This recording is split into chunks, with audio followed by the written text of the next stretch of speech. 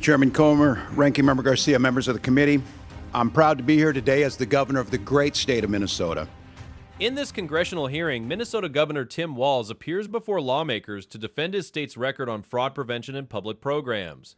What begins as a routine opening statement quickly turns into a broader defense of Minnesota's policies and criticism of federal actions. Walz argues that while fraud exists, his administration has taken strong steps to prosecute offenders and protect taxpayer money. But his remarks also raise larger questions about federal enforcement tactics and political tensions surrounding the investigation. Under my leadership, Minnesota has dedicated its resources to ensuring that all Minnesotans can live dignified and full lives with access to top-notch public schools, quality health care, good jobs. Thanks to these initiatives, Minnesota has been ranked as one of the best states to raise a family in, one of the best states to find a job in, and one of the best states to live in.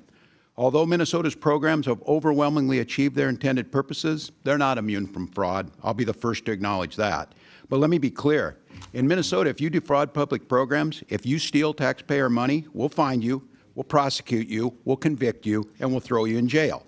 In this anti-fraud mission, we keep good company. Across the country, our nation's governors work hard every single day to combat fraud in their programs. But even as we confront issues similar to our sister states, the people of Minnesota have been singled out and targeted for political retribution at an unparalleled scale, including blocking Medicaid reimbursements to our state just last week. Under the guise of combating fraud, the federal government has flooded Minnesota with masked, untrained, and unaccountable agents who are wreaking havoc in our communities. On the streets of Minnesota, federal agents have entered U.S. citizens' homes who have committed no crimes. They have violated the constitutional rights of our citizens. At this point in the hearing, the tone clearly shifts. Governor Walz moves from discussing fraud prevention to directly criticizing federal enforcement operations in Minnesota. His remarks suggest that the investigation into fraud has crossed into what he describes as excessive or politically motivated actions. This raises an important question for the committee. Where is the line between aggressive fraud enforcement and potential overreach by federal authorities? They have ignored court orders. They have shot first and asked questions later. Time and again, they have gaslit us by demanding that we ignore what we see before our very eyes.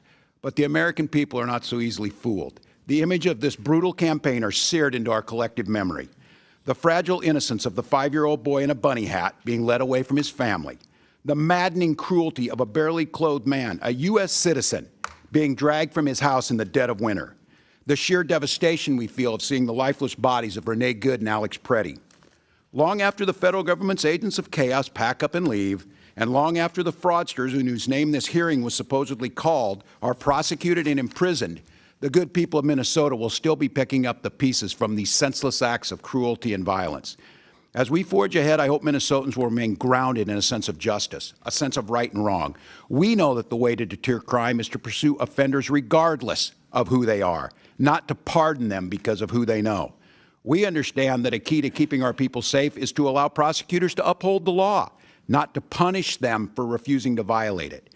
And we appreciate that public trust comes from building common sense anti-fraud safeguards into our programs, not by tearing down established norms. I've been invited here today to talk about how Minnesota pursues these objectives, and I hope we can have a conversation about how to strengthen program integrity in every state in the nation.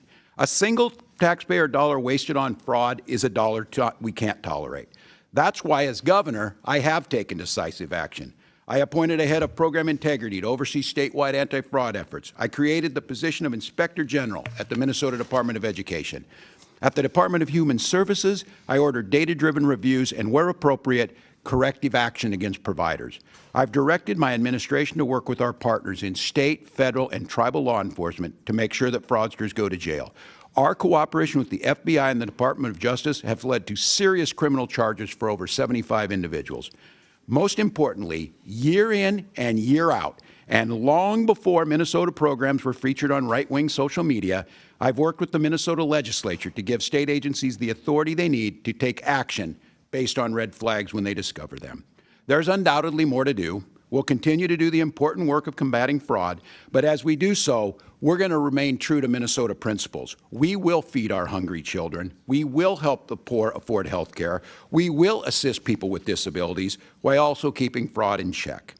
We'll demonstrate our decency, our integrity, and never yield to political scapegoating, particularly of our most vulnerable communities.